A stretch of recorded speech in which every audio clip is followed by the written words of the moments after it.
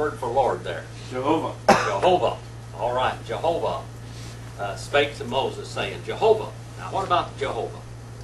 Let's look at the name just a little bit. Some of you may be getting worn out about it, but let's look at the name Jehovah. All right?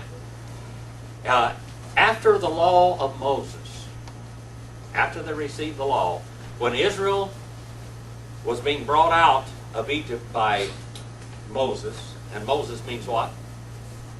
What's Moses mean? Drawn out. To draw out. All right? So his name was even inspired, and his occupation was to draw them out. Moses said, who shall I say sent me? And he told him about the eternal name of God and everything. And even when the Bible, the book of Genesis and Exodus, when it quotes the name of God, it uses the name of God. Okay? But after the giving of the law, what changed with Israel's idea and respect for the name of God, which is Jehovah, his personal name? What changed? Well, Jehovah refers to the Godhead, Yeah. the one on the throne. Yeah. And He who shall become. Yeah. Okay. They referred to him as their creator, Elohim. All right, as their Elohim creator. But what changed their idea in respect to that name? What was the law that changed their name, and they went just a little bit far with it? They wouldn't pronounce it. They what? They wouldn't pronounce it. It says, thou shalt not use the Lord thy God's name in vain. Okay? So from that time on, it became a tradition among the rabbis that they would not speak the name of God. He was too holy to be spoken. And so they referred to that name as the Word, or Adonai, or the Lord, whatever. The Word or the name of God. So they wouldn't use the name of God. So right here we're readily using the name of God, which is Jehovah. And Jehovah spoke to Moses, saying in verse number 2. Who's got verse number 2? You have that, Sister Andino? Verse number 2. Consecrate to me all the firstborn, whatever opens a womb among the children of Israel, both of men and beasts. It is mine. All right, it is mine. Now, what is the Lord's? Everything. Everything that you feast your eyes upon is the Lord's. You don't own anything in this world. The Native American people had a philosophy about property. Nothing they owned was theirs, not one thing. Okay? And no one could own land. The land owned you, but you don't own the land. And when white people came over to this country, the Anglo-Saxons came over here and wanted to start buying land, they were laughing. They said, you're going to buy land? You're going to own land? That's ridiculous. That's like an ant owning the land. The land is here. You come and go. You won't outlast one rock. Okay? Now, Jehovah is trying to impart to Israel that all belongs to him, especially the firstborn. Now, remember in Egypt, the firstborn was sacred to them. Okay? And of course, Israel, when they left out of Egypt, what was the crowning plague? Huh? The plague of the death of the firstborn. By the way, who passed over Egypt that night? Jehovah. Was there a death angel there anywhere? No death angel. That's a figment of people's imagination. No death angel. It was Jehovah himself that passed over. Okay? Jehovah did. All right? Can anyone stand in the presence of Jehovah and live? Not without the blood of Jesus Christ. All right? Verse number 3. Brother Mike. Couldn't think of your name. And Moses said to the people, remember this day in which you went out from Egypt, from the house of slavery, for by a powerful hand the Lord brought you out from this place, and nothing leavened shall be eaten. All right, leaven in the Bible stands for what? Sin and corruption. All right. Number 4. All right. Randall, are you there? 4. Yeah, number 4. On this day in the month of Abib, you are about to go forth. All right. The month of Abib means sprouting, by the way. That's one thing, sprouts. It's probably in March or April, sometime during that time. And then what happens at that time, that's when the grass starts to come forward, doesn't it? All right. The month of sprouting. That's what it means. Number 5. Number 5, Brother David. We'll let the old king here have something else to say now. And it shall be when the Lord shall bring thee into the land of the Canaanites, and the Hittites, and the Amorites, and the Hivites, and the Jebusites, which he sware unto thy fathers to give thee, a land flowing with milk and honey, that thou shalt keep this service in this month. All right. Now this is for a memorial, isn't it? Now remember, who was the first person that God promised that they would have this land? What was the first? Who? No. Where was the first time this promise was ever made? Who was the first man to hear this promise? Jacob? Nope. Abraham. Not Abraham either. Where does it go? It goes way back before that. What do you mean, Adam? Not Adam. A little after that. So you're going to have to enlighten us. Noah. Noah. When he cursed Canaan, he told him what was going to happen. All right. That was the first time that this promise was revealed. And then it was expounded upon from there on. All right. So Noah was the first one when he was cursing Canaan. All right. That he would be a servant of servants. That's the first time. What would be the reference to that? I gave it to you last week, Brother David. Were you here last week? You weren't here last week. So you can't remember I either. can't remember it now. All right, I can't remember it. It's in the book of Genesis, and I can't remember. My notes are gone from last week, Brother David. I used to be able to throw this out all the time, but I can't now. You should have gotten me 15 years ago. All right, let's go on a little bit further. And number 7. Number 7. Have you got your Bible up? No? All right, Brother David. Unleavened bread shall be eaten 7 days, and no leavened bread shall be seen among you, nor shall leaven be seen among you in all your quarters. Okay, what's 7 stand for in the Bible? The number of completion. All right, number of completion. What did this sacrifice stand for? The sacrifice of God's Son, His firstborn. All right? He was the one. All right. Number 8. Number 8. Kathy, are you there? Yes, I am. On that day, tell your son, I do this because of what the Lord did for me when I came out of Egypt. All right. Now, every year in the Passover, all right, they have the questions. The questions. Can you, Dr. Mincy, can you expound on the questions from the youngest son? What is the youngest son supposed to do? Yes, why do we do this, essentially?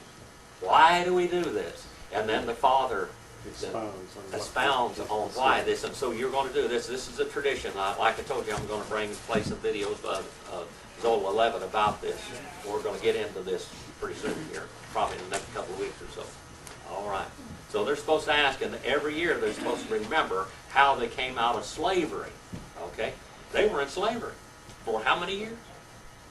430 years. All right? Now, God did tell Abraham that his people were going to be there in Egypt for that period of time also.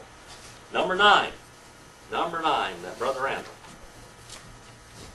And it shall serve as a sign to you on your hand, as a reminder on your forehead, that the Lord...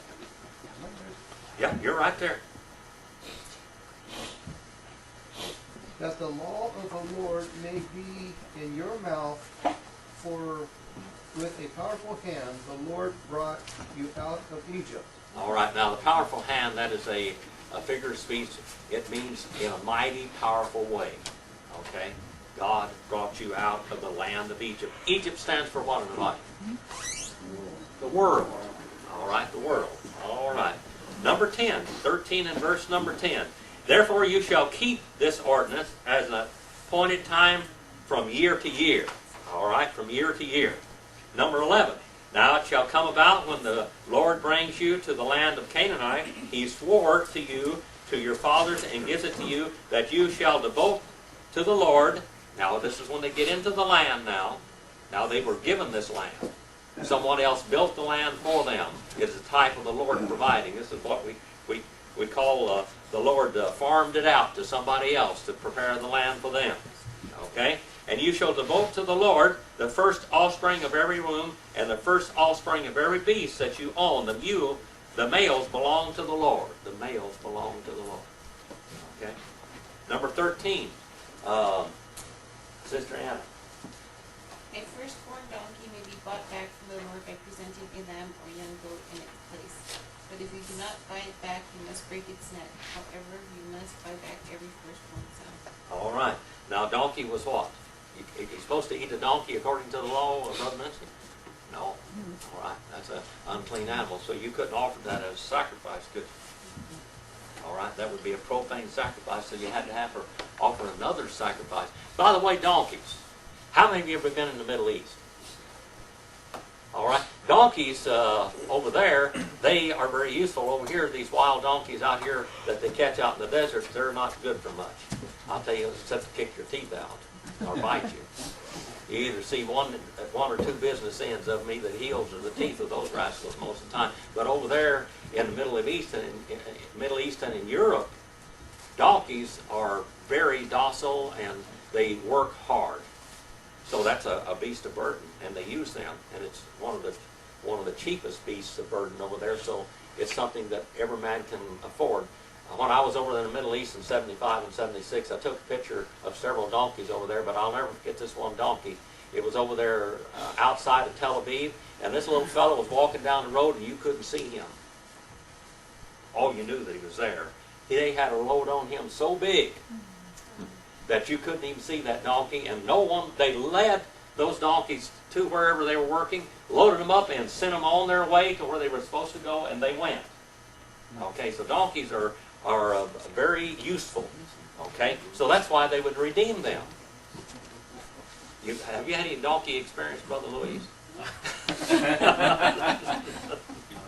All right, number 14. Brother Blanton. Are you there? Number 14, 13 and verse 14. So it shall be when your son asks you in time to come, saying, What is this? That you shall say to him, By strength of hand the Lord brought us out of Egypt, out of the house of bondage. Go ahead. You may read more? Yeah, read more. I'm going to give. It came to pass when Pharaoh was stubborn about letting us go, that the Lord killed all the firstborn in the land of Egypt, both the firstborn of man and the firstborn of beast. Therefore I sacrificed to the Lord all males that opened the womb, but all the firstborn of my sons I redeemed. Who killed him?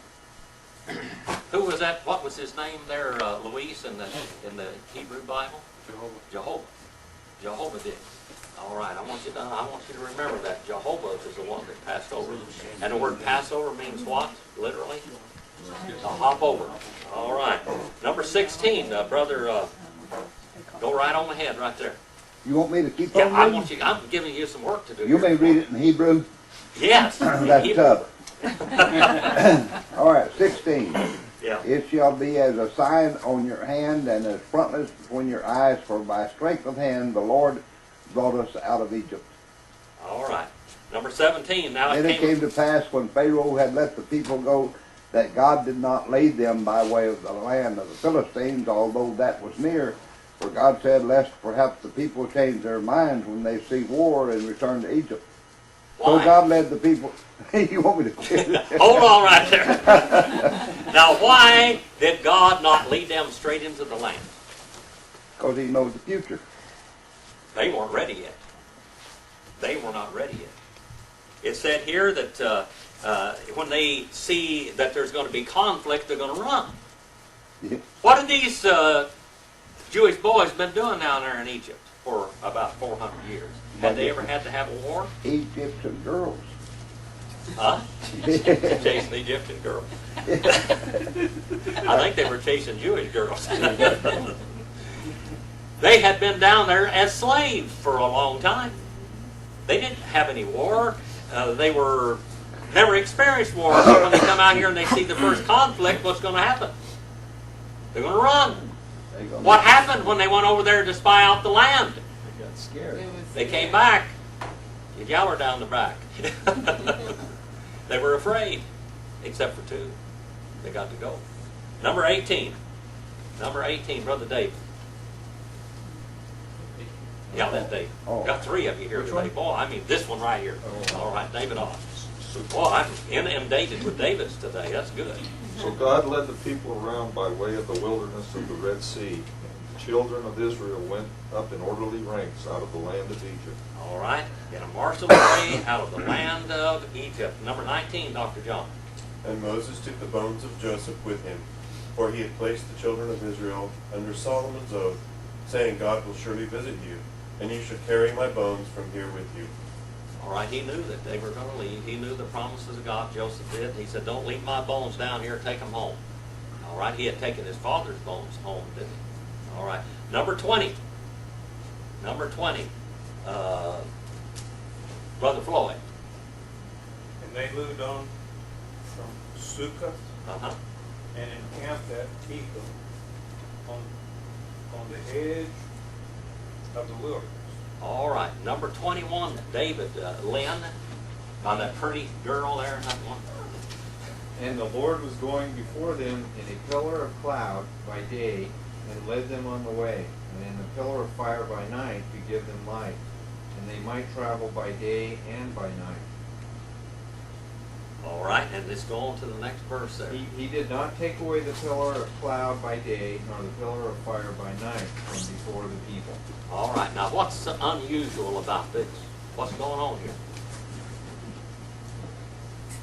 Here we have what we call the Shekinah glory of God. Now what's the Shekinah?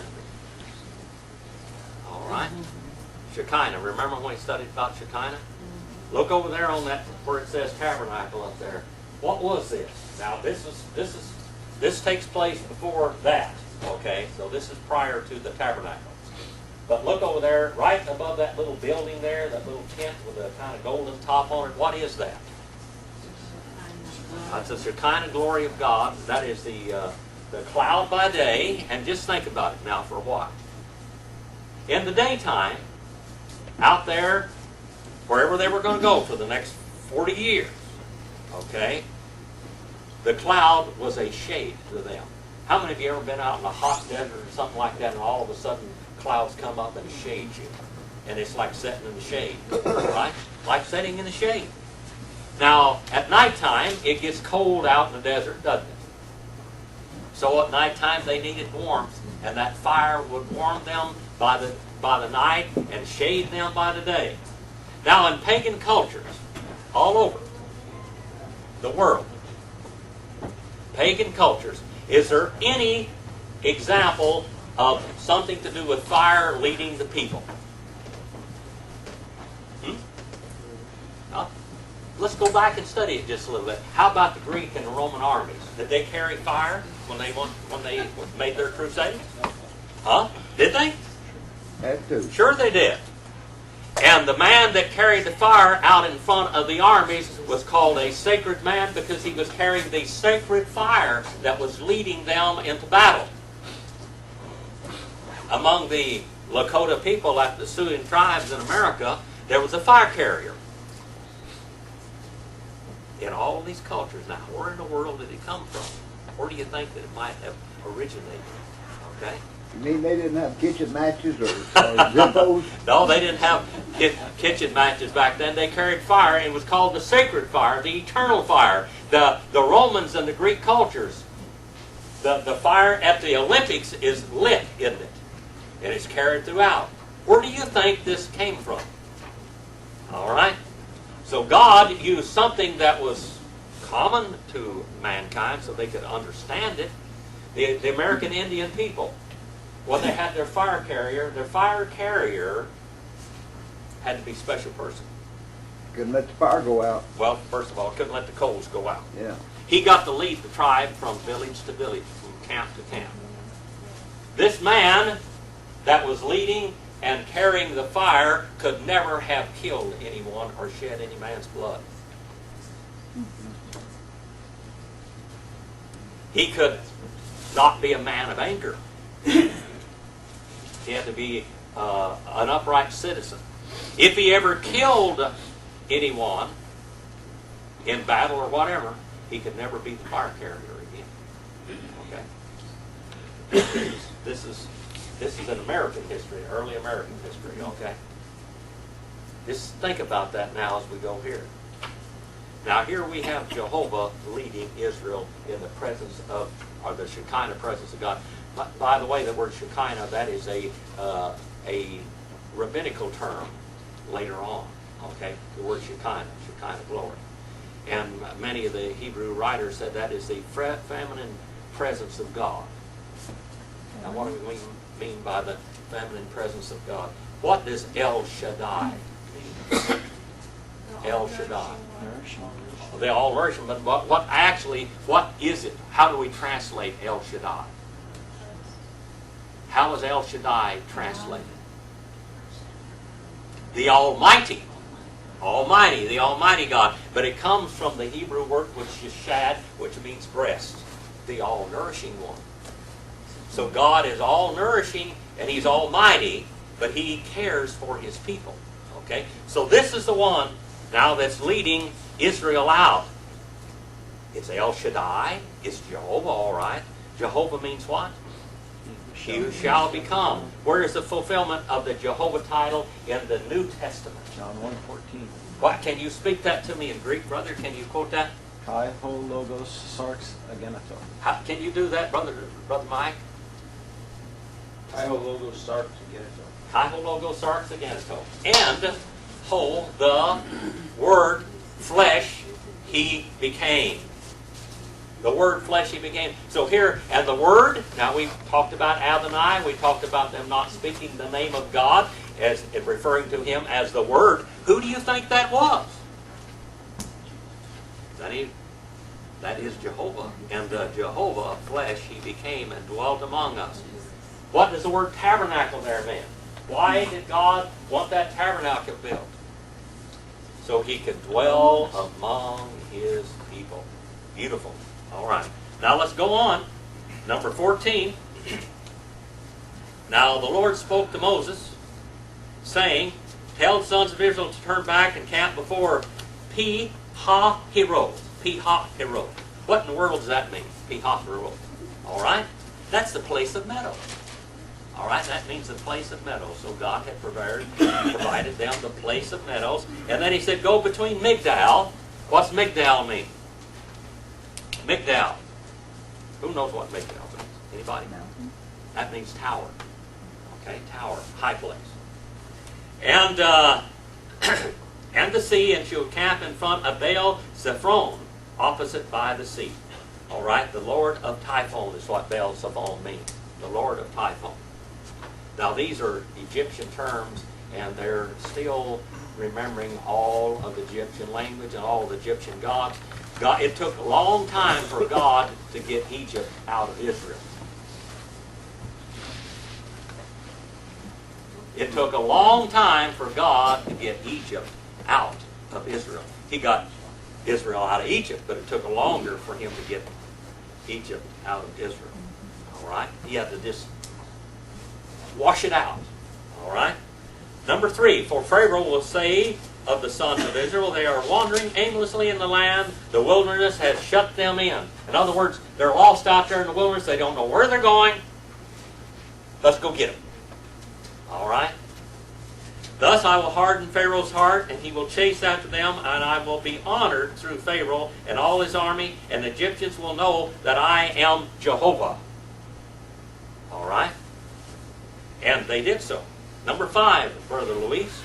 And it was told the king of Egypt and the people had fled, and the heart of Pharaoh and the servants returned against people, and they said, what is this we have done, that we have let Israel go from serving us? All right. Now, we read a couple of chapters ago that the heart of the Egyptians were turned toward Moses. And that, God told Abraham that many years before this was going to happen, He told them that they would be captives in this land and be enslaved for 400 years, but they'd leave with a great amount of wealth. They were going to get paid for their wages, in other words.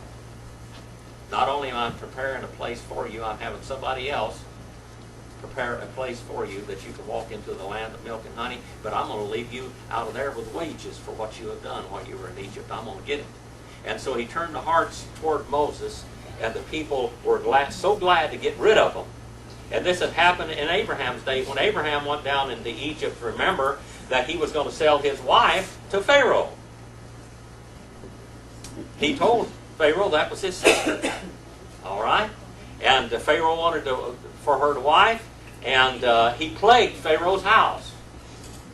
And Pharaoh castigated him and says, "You're supposed to be a prophet of God, and you look what terrible thing you've done. You've sold me your wife, and now I'm plagued. Get out of here and take all this money with you and all this stuff and leave." He paid him to leave. Okay? All right. And number six, Sister Kathy. So he had his chariot made ready and took his army with him. All right. And how many people did he take? Number 7. He took 600 of the best chariots, along with all the other chariots of Egypt, with officers over all of them. Just keep on reading there. The Lord hardened the heart of Pharaoh, king of Egypt, so that he pursued the Israelites who were marching out boldly. All right. And number 9, Brother Floyd. The Egyptians pursued them on Pharaoh's horses and chariots and his horsemen and his army, and overtook them and camped at the sea by, I'm not a fan of that, the high road in front of Baal-Zephon. All right. So there they are. Now, Dr. John, you're eating right now. I better not call on you. You're busy. No, I know you don't want to. Brother David off. And when Pharaoh drew near, the children of Israel lifted their eyes, and behold, the Egyptians marched after them. So they were very afraid, and the children of Israel cried out to the Lord. Now just listen to what in the world's going on here. This is the type of people God carried out of there. This is the ones that he rescued. Sister Tony, 14 verse 11. And they said to Moses, "Because there were no plagues in Egypt, have you taken us away to die in the wilderness? Why have you so dealt with us to bring us up out of Egypt?" Well, I talk about faithfulness, faithlessness. They forgot already that They they were forgot all the slaves. miracles, all the power that God had showed them, that he was powerful enough to take them out, to thrash the mightiest nation in the world. He thrashed Pharaoh. Remember, he thrashed him. What? The Pharaoh that was under Joseph. Remember I said under Joseph? That Pharaoh put Joseph over everything in Egypt. That Pharaoh listened to God, and he became the wealthiest man in the world. This Pharaoh did not listen to God, and he became the poorest man. But now, he said, wasn't there any graves in Egypt that you brought us out here in the wilderness to die? What is Egypt? It's a land of what? It's a land of tombs and graves. At one time, there were so many graves and so many mummies in Egypt, they were taking their bodies and shipping them all over the world, and almost everybody in Europe had a mummy in their parlor. Every middle class or upper class person, every prince, they had a mummy there so people could come over and visit. They even took the cloth off of them and recycled them. There were so many of them, they were digging them up all over the place. He said, weren't there any graves in Egypt that you had to bring us out here? And look how you've dealt with us, Lord. What would you have done, Brother David? Reimer? If I was the Lord, Yeah. I probably wouldn't be as gracious as he is. All right. What about it? God is very forgiving, isn't he? There's a term there in the Old Testament. He's the man of loving kindness. The man of loving kindness. It wasn't for the grace of God, by the kindness of God, not one of us would be sitting here today. Would we? All right. Number 12. Number 12. Brother Richard. Have you got your Bible open? Exodus 14 and verse number 12? Yes. Okay. Then we say to you in Egypt, leave us alone. Let us serve the Egyptians. It would have been better for us to serve the Egyptians than to die in the desert. Is that what they said out there in Egypt? Is that what they said when Moses came down there? He said, I've come to deliver you. And they said, yay! Let's get out of here. They didn't say they wanted to serve Pharaoh. All right, number 13, Sister Marjorie. I'll get, there you go. Good to have you in the class today. Moses answered the people, do not be afraid, stand firm, and you will see the deliverance the Lord will bring you today. The Egyptians you see today, you will never see again. What had Pharaoh told Moses when he left? What had Pharaoh told Moses when he left the last time? Huh? Don't ever see my face. You'll never see my face again. Now God is turning the tables on him. He's turning the tables. You'll never see my face again. Do not fear, stand still and see the salvation of the Lord. I've heard so many sermons preached on this verse right here. Stand still and see the salvation of the Lord. But who is the Lord there? Jehovah. All right. Stand still and see the salvation of Jehovah. Verse number 14, Brother Luis. Jehovah will fight for you and shall forbear. All right. And you will keep silent. The Lord, Jehovah, shall fight for you, and you will keep silent. Number 15, Sister Andino. And the Lord said to Moses, why do you cry to me? Tell the children of Israel to go forward. All right, tell them to go forward. And then number 16, Sister Tony. But lift up your rod and stretch out your hand over the sea and divide it, and the children of Israel shall go on dry ground through the midst of the sea. All right, and just keep on reading there. And I indeed will harden the hearts of the Egyptians, and they shall follow them. So I will gain honor over Pharaoh and over all his army, his chariots, and his horsemen. Okay, number 18, Hernando.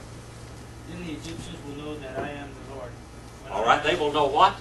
I am the Lord. That I am Jehovah. The Egyptians shall know. Not only will they know, maybe it'll rub off on these Jewish people a little bit. Huh? All right, they will know it. The enemy shall know also. Yeah, in our questions, it says, with the water of the Red Sea on each side and the cloud over them, blank is in type is shown. Okay, now that's where we're going right now. Okay. Okay, number, what page is that in yours? Mine is 44. Page 44 in your syllabus. All right. It says 20. Describe the obstacles on each side of the children of Israel as they reached the Red Sea. The sea was in front of them, and the mountains were on both sides, and Pharaoh's army was behind. They were surrounded. Okay, they were surrounded, so to speak. Okay. And number 21, after Moses prayed about the situation, what did God tell him to do? And that's where we are right now. That's where we are right now. We're going to find out what God told him to do. All right? And the Egyptians will know that I am Jehovah, and I am honored through Pharaoh and through his chariots and his horsemen. And verse number 19, Brother Hernando. The angel of God who had been going before the camp of Israel moved and went behind them, and the pillar of the cloud moved from before them and stood behind them. All right, now here we have a theophany. What is a theophany? Huh? What was the cloud? The cloud was what? It's a physical expression of God. That's what it is. Now, Brother Luis, in verse 19, the first part of that, what does it say there? The what? And the messenger of Elohim. The messenger of Elohim, all right? Okay, whoa. Uh-huh. Okay. Now it says the angel of God who went before them, so the angel was the one that was in the pillar and the light leading them. This is a term for God. Oh, okay. This is the term when they call about the angel of Jehovah or the angel of Elohim. It is Elohim himself. All right? All right, so we need to get that one straightened out, all right? And then number 20, Sister Andino. I was looking to another scripture. Okay. I'm sorry. 14 and 20. So it came between the camp of the Egyptians and the camp of Israel. Thus it was a cloud and darkness to the one, and it gave light by night to the other, so that the one did not come near the other all that night. Okay, now what happened? God stood between the armies of Egypt and Israel. He protected them. God himself protected them. So they didn't come one toward the other. All right? And verse number 21, Brother David, right. And Moses stretched out his hand over the sea, and the Lord caused the sea to go back by a strong east wind all that night, and made the sea dry, and made the sea dry land, and the waters were divided. All right, now God's brother, I know a little bit of geography there. Maybe if you want, I'll draw a picture. Can you come up here and tell us that? It's very interesting. All right, tell us about that. All right. I'm not sure how many of you are familiar with it, but there's we now know the crossing of the Red Sea. You know, most of you know that, right? But there's big mountains here, large mountains here, and a big sandbar here. And here there's a sort of a chasm between it. And the Red Sea is here. And little did they know that underneath it, there's the deepest area of the Red Sea, thousands of feet, and then up in here there's a land bridge just under here. So all these mountains, there's 1 million people camped out here, Israelites. They see Pharaoh coming here. And sitting right in the center here is the cloud and the thing blocking. And they don't realize that there's this land bridge that they're going to go across to the other side where the pillars are of veil. All right. So God dries up the land. He comes through here. All right. And this is where we are, right here. And in verse number 21, it says that Moses stretched out his hand, and the Lord, Jehovah, swept the sea back with a strong east wind all night. Verse number 22, and the sons of Israel went through the midst of the sea on dry land, and the waters were like a wall to them on the right hand and on the left hand. It said they stood up like jellos on the right hand and on the left hand. The wall of the water stood. And the Egyptians took up the pursuit, and all Pharaoh's horses and his chariots and his horsemen went in after them into the midst of the sea. And it came about at the morning watch that the Lord looked down on the army of the Egyptians. The Lord, Jehovah, looked down. The look of Jehovah. I heard many sermons preached on this. And when Jehovah looked down. All right? On the army of the Egyptians through the pillar of fire and the cloud, and brought the army of the Egyptians into total chaos. Total chaos.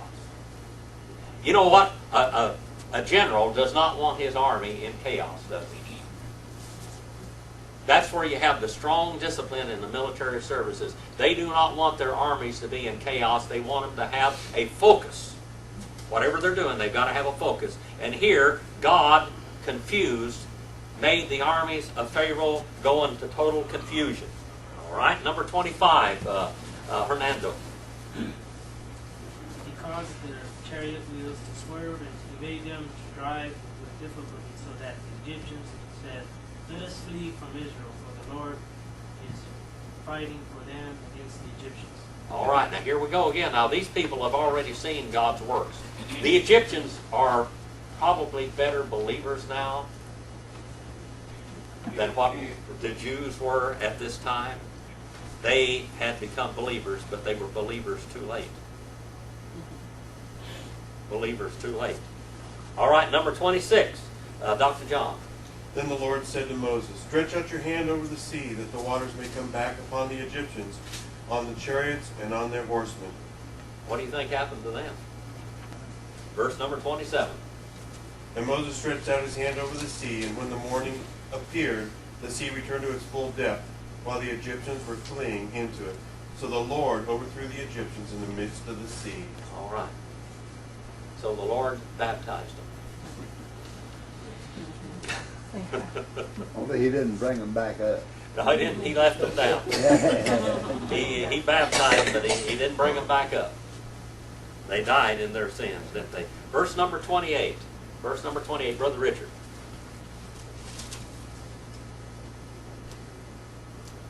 The water flowed back and covered the chariots and horsemen.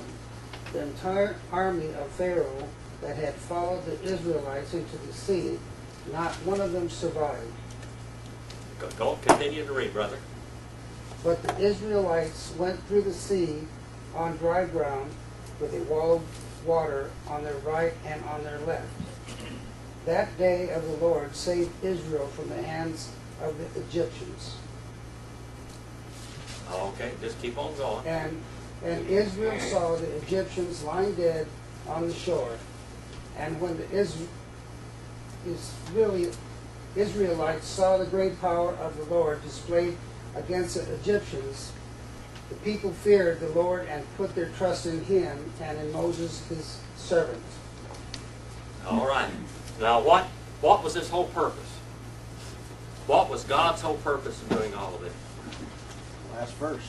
The last verse. So that Israel believed in God and they would fear and respect God. Now, is this the end of the story? No. Is God still working with these people? God is still working with these people even now. Now go over in the 15th chapter. Now we find out that we have the Song of Moses here, and how Moses is, his sister Miriam, she led in the song, and they were praising God and singing to the Lord. And then all of a sudden, down here in verse number 22, in the 15th chapter, here we have a different story again. A different song, so to speak. They're singing the blues now. They were singing praises to God, now they're singing the blues again. All right?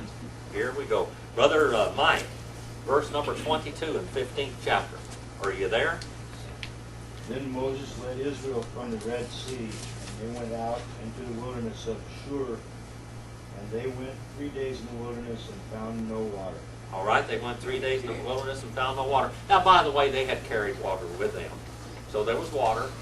They weren't thirsty for 3 days. They had been carrying water, but probably the water was about to run out now. Okay?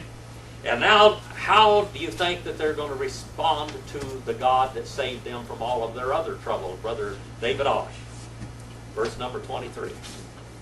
Now when they came to Marah, they could not drink the water of Marah, for the waters were bitter. Therefore the name of it was called Marah. All right, Marah means what? Bitter, but what does the name mean? This is a very common name, one of the most famous feminine names. What? Mary. They came to Mary, if you want to put it that way. They came to the place called Mary. Okay? Mary. They came to the place called Mary, and they could not drink the waters of Mary. Okay? For they were bitter. And there, the name became to be called Mary or Marah. All right? And verse number 24. And the people praised God. Complain. What did they do? Sister Andina, what did they do here? Complain. What did the people do in verse number 24? Complain against. All right.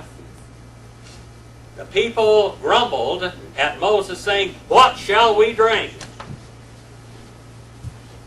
He gave them water. It just didn't taste good. All right, they had water. It just didn't taste good. And Brother Richard, number 25.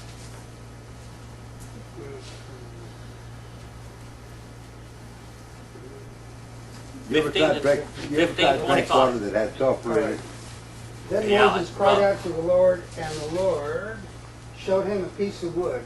He threw it into the water, and the water became sweet. There the Lord made a decree and a law for them, and there he tested them. All right. Now this word tree here is not a dead stick. This is a living tree. Okay? This is a living tree that he put in there, a living tree. A live tree. And they cried out to Jehovah, and Jehovah showed him a tree. All right, a living tree, not a dead stick. And he threw it into the waters, and the waters became sweet. And there he made for them a statute and regulation, that there he tested them again. He tried them, he tested them. Verse number 26 now. We have another title of Jehovah here in verse number 26.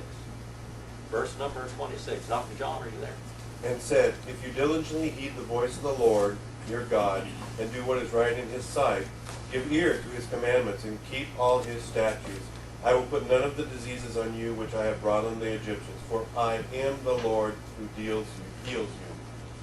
Brother Luis, what does it say there in Hebrew? The last part of the verse. I am Jehovah, thy physician. All right, Jehovah Graphika, or Jehovah your doctor. All right, I am Jehovah your doctor. I am Jehovah your healer. Now, is the Lord able to heal people? You better believe it. He's able to heal people. He healed Israel so many times. Why did Jesus heal people in the New Testament period? Why did he heal them?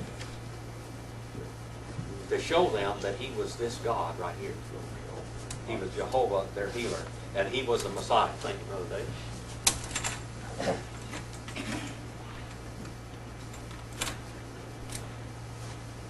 That he was Jehovah Raphika, the Lord your physician, the Lord your doctor, the Lord your healer. All right, number 27. Sister Marjorie, are you there? Mm-hmm. Then they came to Elam, where there were 12 springs and 70 palm trees, and they camped there near the water. All right, and that's where we're going to finish up for this week. All right? That's where we're going to finish up for this week, and then we'll start there next week. And let's look at back in the syllabus here and fill it in a little bit.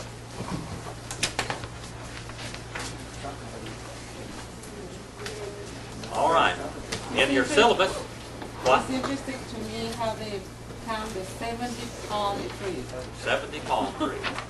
How many elders were there? Oh, 70. How many elders? 70. Let's think about this for a while. There were 70 elders. There's a palm tree for every elder. And a well for each tribe. Yeah, and a well for each tribe. Isn't that beautiful? There's a palm tree for each elder and a well for each tribe. Do you think God might have had something to do with this? Huh? All right. Now up there, when they came to the Red Sea, Israel thought their goose was cooked, and God cooked Egyptians' geese. All right, he cooked their goose. And after Moses prayed about the situation, God told him what to do. He called and told him to hold out his staff over the sea, and the winds would blow, and they would, like the breath of God, by the way. All of the winds in these theophanies is the breath of God. All right? God speaking and blowing the waters. Verse number 22. With the water of the Red Sea on each side and the cloud over them. What is this a type of showing? In the New Testament, what does it say? They were all blank unto Moses? Baptized. They were baptized, okay? They were all baptized. And he got them, they came up out of the water, which is the type of the resurrection, and the Egyptians stayed in the water, which is the type of what? Death. All right. Number 23, after seeing God destroy the Egyptians in the sea, So what did the children? 22 is death? Oh, no, baptism. Baptism is a type shown. Baptism. Number 23, after seeing God destroy the Egyptians in the sea, what did the children of Israel do? That's the song that Miriam led them out with. They sang a song of deliverance and worshiped God. Number 24. How many times did God provide water miraculously? Huh? We're going to... 3 times. 3 times. All right. What did he tell Moses to... How did he tell him to obtain pure, sweet water? All right. A. Okay. A. They were to cast a certain living tree. Remember that living tree in the waters of Mary or Mara, okay, and make them sweet. Number B, we're going to get to that next week. All right, there's where we're going to finish, right there. Right there. The end of the story. That's the end of the story for right now. All right, and that's where we go. Next week we're going to go. We're going to find out what in the world happened there. Thank you for your attention today. Thank you, visitors that are here. I hope you come back again. I hope you learned something from God's Word. Anybody learn anything today? You learned something today? All right. Who passed over Egypt? Israel. Jehovah did, not the death angel. All right. Who passed over Egypt? Jehovah himself. The presence of Jehovah. All right. Brother David Fracture.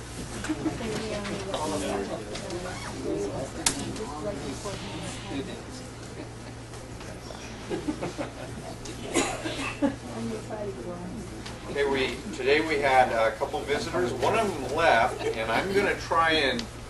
Are you Ord or Neil? Neil. Neil. Okay, see, I believe that. Neil Kaiser.